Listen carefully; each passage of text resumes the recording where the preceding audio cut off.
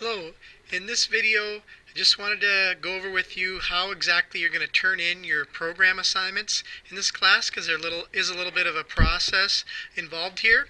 I also wanted to talk a little bit about our program rubric. You've seen this before, it was posted in the class, but this is the rubric that I'm going to be using to grade your programs. Now I will say this, since we're early on in the process, there are some parts of this rubric that we really haven't gotten into or getting involved with yet. So it's kind of one of those things where in those categories you're going to probably just kind of get the points for that, so that makes it a little bit easier, and that's okay here early on as we're just kind of learning how to do this. The one area that you definitely will get judged on completely this week is proper naming conventions for your whole project, all the project files, all the objects in there. Make sure you're naming things correctly. When it comes to variable and calculation accuracy as a category here, we haven't really dealt with variables at all yet, and you won't need variables for this week's program, but it should accurately display what it's supposed to.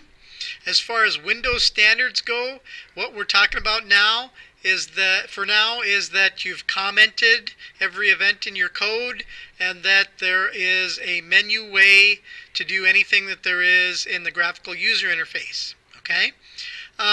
We aren't really doing anything really yet with anticipating user interactions for the most part, other than you're making sure there's a way to do it in the GUI and in the menu, so you kind of don't have to worry about that category so much right now either. That comes more into play when we collect data from the user instead of just them clicking on stuff or having events that way.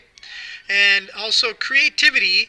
You are being judged on creativity this week, where I do want you to add something to the program that's your idea, as far as change some element or something like that, or add something that's not talked about. I am going to be kind of lenient with it this first time around, whereas as we move forward in the course, I'll probably have a little bit higher expectations as far as what you're adding for your own idea. So probably be a little bit easier to get a 4 for creativity this week than it would be down the road. Okay, so I just wanted to mention that a little bit.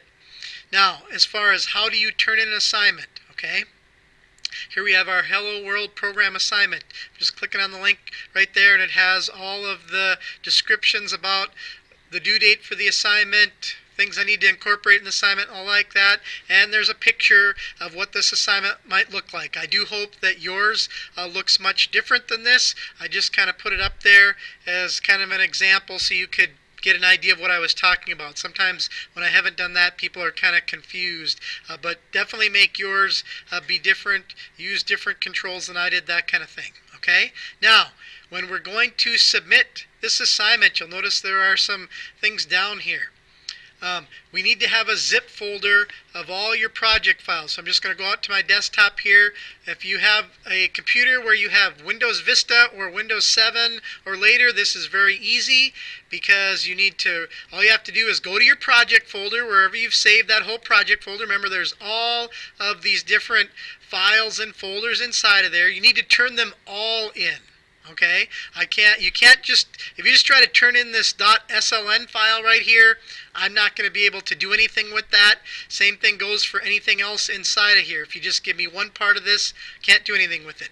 So I need the whole project folder. So what you can do is just right click on it, go to this that says send to, and say compressed zipped folder. And as long as you do that, it should make this compressed folder of all the project files are in here, and they're compressed. Okay, and then you're just going to have to upload them. So let's look what that will look like. So if I want to upload something, instead of edit these files, you wouldn't have anything in here yet. You're just going to, as a matter of fact, let's get that out of there. Okay, so you could just drag and drop that whole zip file in here. You can go to add right here, and you could go to choose the file, and it's on my desktop here. And so there's that zip folder of all this when I say open right there. And I could, here again, naming things with your name, and the descriptive part of this is important too, to keep everybody straight. Upload that file, and now I've got that in there, right?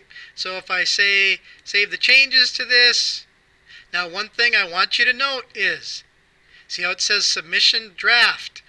This is not turned in yet. You have it uploaded, okay? But it's not ready to be graded, okay? So when you're ready for it to be graded, you click this Send for Marking button right here, and then it's turned into graded. Now, if there's something you think I need to know about this particular assignment, you just click in here to the notes into edit, and you can type a note to me about this particular assignment if you need to. But that's essentially it for turning in an assignment. The big mistake people make is they forget to click that Send for Marking button to get it turned in.